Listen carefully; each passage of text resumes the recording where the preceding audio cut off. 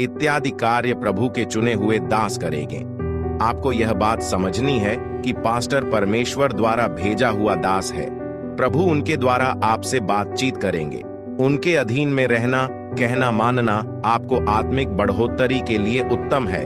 विश्वास की प्राथमिक बात को समझने के लिए आपको कई साल लगेंगे, तब तक जैसे एक छोटे बच्चे को उसकी माँ उसका पालन पोषण करती है, उसी प्रकार वह आपके पास आकर आपके लिए मदद करता है।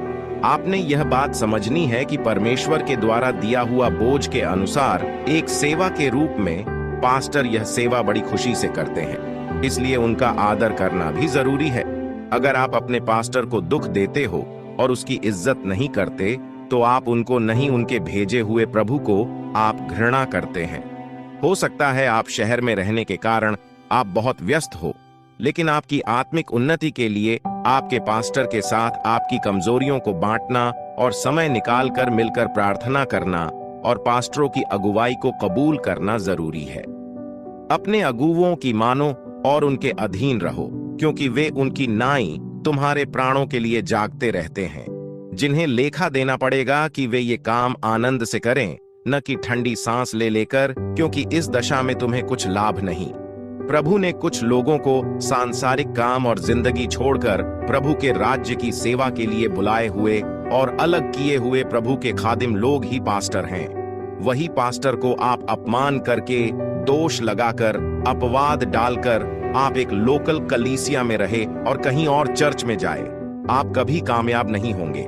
पास्टर के साथ आप झगड़ने का कारण यही है, आपके अंदर जो आत्मा है वह सही नहीं है, इसलिए हम खुद को बदलना जरूरी है। पास्टर और विश्वासियों दोनों मनुष्य हो सकते हैं, उनके अंदर कोई छोटी छोटी कमजोरी को आपने महसूस या समझा हो, लेकिन यीशु ने कहा, तूने 77 बार क्षमा कर और उनकी कमजोरियों को समझाओ और सहन करना, दया का स्वभाव होना हमारे अंदर जरूरी है। आप जिस चर्च में जाते हैं वहां पास्टर और विश्वासियों की कमजोरियां देखकर कलीसिया बार बार बदलने वाला न बने। प्रभु ने आपको खड़ा किया है, उस कलीसिया में आप स्थिर रहें और आराधना करें। आपके द्वारा परमेश्वर लोगों के अंदर जागृति और बदलाव को लाएगा। परमेश्वर इन वचनों के द्वारा आप सभी को आशीष दे।